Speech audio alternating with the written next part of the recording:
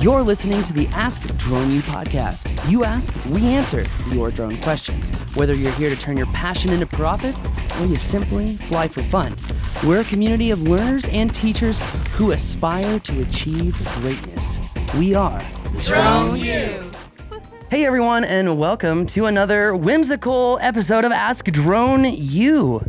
My name is Paul, and we are broadcasting live from HQ here in Albuquerque, New Mexico. The Burque, Rob. Otherwise known as Burque. However you say it, we're still here for you. That's right. My name's Rob. Happy to be here. Even happier that you're listening wherever you are, whatever you're doing. We appreciate it more than you'll ever know. So thank you. Definitely, thank you. We've got an interesting question. We haven't addressed this one in quite some time. It's a good one. So glad we're back. What makes this a good question is the way the question is posed, frankly. So I'm kind of excited about that. Yes. But also, I think it also poses other questions in general because with the evolvement of the drone industry, with more and more people picking this up, with recreational flights picking up steam as well, and now to have and to expect drone delivery at scale in at least 3 years, the paradigm of this particular question may change in itself. And for all of you helicopter pilots who fly by the seat of your pants, put on your seatbelt, because I don't want you to assume that based off of one thing that I say that it is a blanket statement towards all things, because I may say some things just to see if you're paying attention. So that said, what we're going to be talking about today is minimum safe flight altitudes. There, again, the way that this question is asked is very prominent. Don't forget, too, that we did just have the first case of a federal criminal enforcement against a drone pilot who hit a helicopter, but in those circumstances, the drone pilot was not authorized to fly at night, did not do so properly, did not yield to aircraft. I mean, the number of infractions is significant. But let's talk about if that wasn't the case. Let's talk about if we're in a legal drone flight. What does that mean? Well, before I get any more vague about what we're trying to talk about, before we try to talk about it, let's bring up some really good news. Thank you to all of you who have signed up for our advanced photogrammetry, aka drone mapping bootcamp class that was on Tuesday, Thursday evenings. That is one of the largest mapping classes. Actually, it is the largest mapping class that we have ever had. And it seems like a lot of you really, really enjoy the they were 2-hour long sessions, but since we've been answering questions at the end of every single class, these sessions are now 3 hours each. And it's honestly really awesome, Rob, because I think that the opportunity to ask those questions and to get instant feedback helps people who are in the more beginning stages realize the reality of what people further along the line are doing. And when they hear these more advanced questions, it really makes them think like, oh, wow, this guy's, some of these people are really, really far down into this. And we have a lot of people who are making good money. And we even had a surveyor come on and kind of poking the bear about, accuracy and whatnot. And he was like, well, if I've got a centimeter grade RTK stick, then I know my maps are good to a centimeter grade. And it's like, absolutely not, because you're not following the 3 rules of ground sampling distance and how ground sampling distance is calculated. But what you're saying is physically impossible because of why rule number 2, camera. Well, that's focal length, but rule number 3, camera sensor size. So it's a good opportunity for back and forth because people get to see these people from different industries and see what people are really doing and hear real world experiences of how people are making money, how they've had trouble, etc. It's good. Absolutely. And it gives people time, because the reality is no matter how we feed this to folks, at least some subsection of the group of the class, it's going to be like getting water from a fire hose, right? But it's the water hose is not going for 72 hours. It's going for a couple of hours. And so you can take a breath and rest and contemplate and ask questions and maybe even connect with another of the students along the way. So there's a lot of benefits, and it's been really great. And we've got another one starting up. We do have another one starting up, and PJ is taking on this one. PJ is helping teach on Tuesdays and Thursdays, but he will be the main instructor for Mondays and Wednesdays. So if you want to join us for a drone mapping boot camp and you want to take it in gallon doses, maybe that's a better analogy for drinking from a fire hose. If you want to take it in gallon doses, Monday and Wednesday evenings, I forget exactly what time he's doing, but he's doing a little 7 Central. 7 p.m. Starting Central. February 15th. So a little bit later. And for those of you who asked in our webinar, we do have acquisition days set up during the day on the weekends. So for example, the class that's Tuesday, Thursdays right now, their acquisition day is February 12th and 13th. They get a choice of which they want to attend. So that being said, join us. The link is below. These events are on our webpage. If you go to thedroneu.com and scroll down to events, you can see the events are there. And we will also be adding new virtual classes. And Rob, I think maybe in the summer, are we going to get back to in-person here? You know, we're certainly hoping so. Yeah. And, you know, certainly some of our DroneU Elite pilots have been doing it already one-on-one and very carefully. And with masks and all that good stuff. But in terms of more traditional classes, yes. They wear oxygen tanks. Sorry. Hazmat suits required. Bright yellow. Anyway. We bought them from the Breaking Bad store. That's right. We are in Albuquerque. So they're fake hazmat suits. No, they're not, actually. I would give a $100 discount to any in-person class if they showed up in a yellow Breaking Bad suit, for sure. I'd be like, here you go. You win. Yeah, but anyways, we are hoping to get back to some in-person training on a larger group scale by the end of the summer. But obviously, as we all know, we don't know. But that's our hope and our goal. And also to clarify, no, you cannot wear a T-Rex suit and costume and go to drone mapping class or in an in-person class because, well, you can't seek and avoid. And we like to follow the rules here at DroneU. So indeed. All right. That said, yeah. By the way, quick update before we go on. I just want to give everyone an update. This week, we are going to cover the new rules about recency, about flying over people, about nighttime waivers that you don't need anymore, and so much more, okay? We here at DroneU, we're really focused on our 2021 strategy in what we're doing in an effort to help the people as best we can and engage with them. And in the wake of everything that's been going on, all the noise in the world, we had to kind of escape from that for a minute to clear our heads and realize what our goals are and how we can best help people. So thank you for your patience, but expect the long-winded deep dives that you know and can expect from DroneU. Also, thank you to everyone out there for the support over the holiday season. Mahesh, you know what, man? You're the man. And I've said that before on the show, but Mahesh gave us really personal gifts. Do you know how you know someone cares? Because they pay attention. And Mahesh got me a nice little notebook, and it's all leather bound, has my name on it with blank pages. So now I have a place to put my crazy, weird drawings. Your drone designs? Well, it's a lot sketches. Like Superbad. They end up in weird designs. Oh, no. It is. Let's hope it is not like Superbad. If any of you get that reference, I apologize. Anyway, all right. Well, thank you, Jonah Hill. And let's play that question. Hello, guys. My name is German. I'm with Florida UAV Systems here in South Florida. And my question is in reference to flight radar. We use it a lot. My spotters use it to let us know what's in the area. But lately, we've been having some issue with news helicopters. They're flying way below the 400 feet. The other day, I was doing a breaking news with the drone, capturing video, and a news helicopter showed up, and per flight radar, they were 200 feet. I mean, they were pretty close, eyeballing the helicopter also. So you can tell they were low.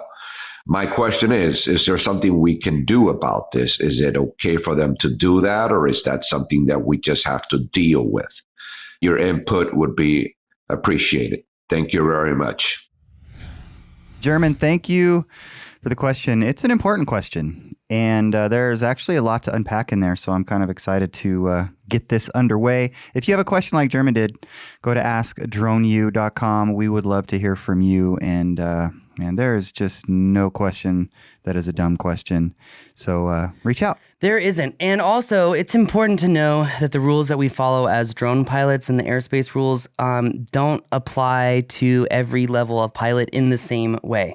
Before we go down the rabbit hole, before we talk about the responsibility of all pilots, whether a helicopter pilot or a drone pilot, we would like to make it really clear that pilots in general all prescribe to the same mentality, which is that the pilot is always responsible. That means helicopter pilots, and that means drone pilots. We have seen helicopter pilots be egregious when it comes to drone pilots even trying to do the right thing. For example, his question is, there's something that we can do. Some drone pilots would say, well, what if you set up the precedent that the drone operation is there, thus notifying the helicopter, et cetera, et cetera, et cetera? Well, the previous experiences would say every time we filed a NOTAM, specifically too for our fly-in conference, it actually caused helicopters to invade the airspace. Bodie, I'm talking to you. That said, let's talk about how drone pilots have to yield to manned aircraft, but manned aircraft have a responsibility as well to think practically because, and we're going to bring this up at the end of the show, but because we're going to talk about the paradigm shifting here, we're going to first talk about what is the actual rule for helicopters. It might surprise the question listener that the helicopter actually has every right to be there, okay? But that said, in the future, will the paradigm change when we've got all these delivery drones, all these commercial drones doing things? Is there a point where the helicopter is actually causing a hazard to the airspace by just dropping right in? So let's hit the first thing. Let's hit the first question. Was it legal for the pilot, the helicopter pilot, to essentially be at 200 feet? The long and the short of it is yes. But let's look at the law, okay? 14 CFR 91.119 section delta, which is helicopters, powered parachutes, and weight shift control aircraft. If the operation is conducted without hazard to persons or properties on the surface. Oh, wait a minute. Before I get into the fact that, yes, it's legal for a helicopter to fly sub 500 feet, please do not forget, helicopter pilots, this very important point of section delta from 91.119, which is if the operation is conducted without hazard to persons or property on the surface. Okay, the argument could be that if there's a lot of drones going on that have permission to be there, it's a legal operation, and you just come drop in, how is that not a hazard to persons and property on the surface? Okay, but let's go back to, does the helicopter pilot have the legal authority? Okay, a helicopter, so this is 91.119, section D, subsection 1. A helicopter may be operated at less than the minimum prescribed in paragraph B or C of this section, provided each person operating the helicopter complies with any routes or altitudes specifically prescribed for helicopters by the FAA, and a powered parachute or weight shift control aircraft may be operated at less than the minimum prescribed altitudes in section C. Okay, section C says other than congested areas, an altitude of 500 feet above the surface, except over open water or sparsely populated areas. In those cases, the aircraft may not be operated closer than 500 feet to any person, vessel, vehicle, or structure. But don't forget subsection D, which we just read, helicopters. If the operation is conducted without hazard to persons and property on the surface, a helicopter may be operated at less than the minimum prescribed altitudes in paragraph Bravo and Charlie of this section. So they can fly lower than 500 feet, which is something that we've talked about before. Mm-hmm. What we have not talked about before is the preface. And the preface is if the operation is conducted without hazard to person or property on the surface. It seems like as drones become more prevalent, Rob, that we might have to readdress some of these airspace things. Like we kind of talked about what is navigable airspace, you know? Yeah, absolutely. But personally don't see that happening anytime soon. But you make a good point that the more that, drones what is it? What's the word? Proliferation. Proliferate. Proliferate the skies, then there's going to have to be some acquiescence, I suppose, to making room for them. If they're doing legitimate things like deliveries, and particularly if it's, for example, delivering medical goods, or there's a myriad of things that they could be doing that are very valid and valuable, particularly if you're talking about a news helicopter trying to get a story versus medication trying to get delivered somewhere or whatever. I mean, there's all kinds of scenarios. It's endless, but it's going to be interesting. And I wonder if the powers that be are even thinking in these terms at this point. You know what? I doubt that they're thinking of these terms at this point because of the Part 107 rule, Right. which says that drones must always yield to other aircraft, right? Let's just read that really quick, because that's 107.37, and it's very clear. Each small unmanned aircraft must yield the right-of-way to all aircraft, airborne vehicles, and launch and re-entry vehicles. Yielding the right-of-way means that the small unmanned aircraft must give way to the aircraft or vehicle and may not pass over, under, or ahead of it unless well clear. That's pretty clear. It's funny, as you were like pretty clear, I was like, that's pretty big. No way. Because like, what is well clear, you know? But again, I think they say these things because of the point that I wanted to bring up next, which is drone pilots, helicopter pilots. Drone pilots must yield to aircraft, but helicopter pilots, if you're going in a very dense area with lots of drones that you know to have drones, i.e. the example of the Blue Hawaiian helicopter who flew into that area, etc. It's an area known to have a lot of drones. The drone pilot was flying legally, etc., right? We all prescribe to the same mentality, which is pilots as pilots. We are ultimately responsible. So drone pilots, we are ultimately responsible of our aircraft, which means we yield, okay? But helicopter pilots, while you do not want drone pilots inhibiting your safety in the air, it is also without saying that you shouldn't inhibit safety on other people as well. My point is, in this age of American divisiveness, we have got to humble down and say, you know what? At some point, we have got to, we have to rise above. Literally, we are pilots and we're used to rising above. And we've got to rise above and we've got to play it safe, okay? Drone pilots can still get their shots without ever getting in the way of a helicopter. And helicopters can get their shots without ever getting in the way of a drone pilot. In the past, here in Albuquerque, and again, RIP to Bob Martin, who was the KRQE helicopter pilot, who we knew very well here at Drone U, and we even trained him a few times. All the helicopter pilots used to have a radio frequency that they could all squawk to each other on. Now, that's a problem with drone pilots because, according to the FCC, we're not legally allowed to get on an aviation radio and say, hey, helicopter pilots, watch out, drone at 3 o'clock, blah, blah, blah, blah, blah, you know.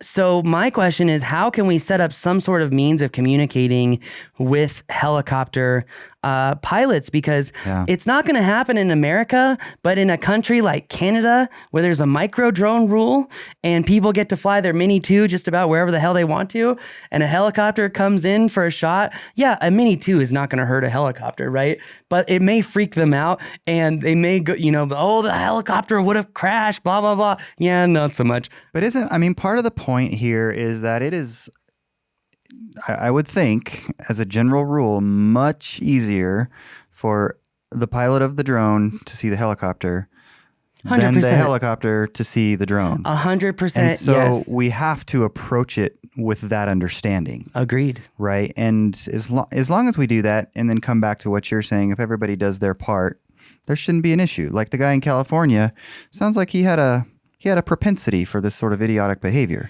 and he finally got caught. I think that is valid to say that the pilot who crashed into the LAPD helicopter did in fact have a history. But also, recreational pilots aren't allowed to do things at night. They're not, I mean, the guy didn't have a strobe on his drone. Like, so let's go back to what you said. The drone, oh, the dog farted really bad. The drone pilot has the responsibility to make way for the helicopter pilot. Yes, legally speaking. Yes, practically speaking, because we can see helicopters much easier than they can see us. That is rule of thumb, right? Just look at the signage laws.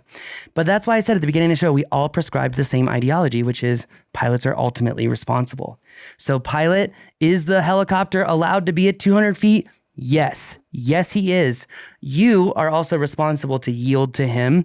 But this is why, as pilots, we got to get creative with our movements. You know, we're not just flying in straight lines. This is why we talk about banking turns in our flight mastery. This is why we talk about when you're in a particular part of a banking turn, no matter what, you're going to get orientation loss because of perspective.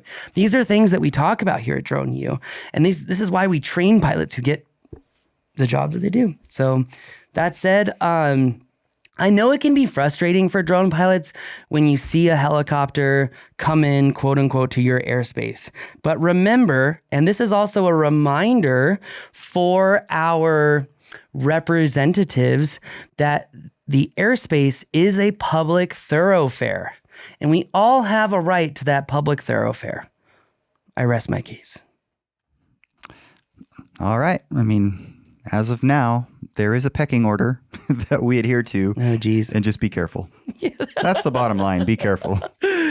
Yeah, it is. But again, and you know, I don't want to negate the fact that have we seen helicopters be outright egregious? I'm sure. And fly into areas where pilots have tried to go above and beyond to communicate with other aircraft and do a DROTM and say, hey, we're right here, right? And if you remember at the fly-in, I totally scolded PJ for making a DROTM/NOTAM, because literally right after he did that, a Bodie R44 came in 75 feet off of the deck, and there were 30, not 30, that's an exaggeration. There are 12 or 13 drones airborne at that level and above, and this guy could have totally caused a catastrophic accident, okay? We've seen that with other people as well. Just because you are a certain type of pilot, like an ATP, does not make you a better person than a drone pilot. All it does is you have a different set of skills. It doesn't give you the right to be pedantic. Rest my case. Again. It's been a pleasure. Hey, sorry. Well, look, we've seen egregious behavior on drone pilots, but like, there's this like, everyone else is so perfect. We've never done a bad thing in our lives, right? We know that's not true. We're all human. We have to give each other grace, but we also have to take ultimate responsibility. And now I'm rambling. Rob saying here. All right, on that bombshell, I was going to do it for us. Goodbye. Have a good day. I'm Rob. And I'm Paul. Okay, cool.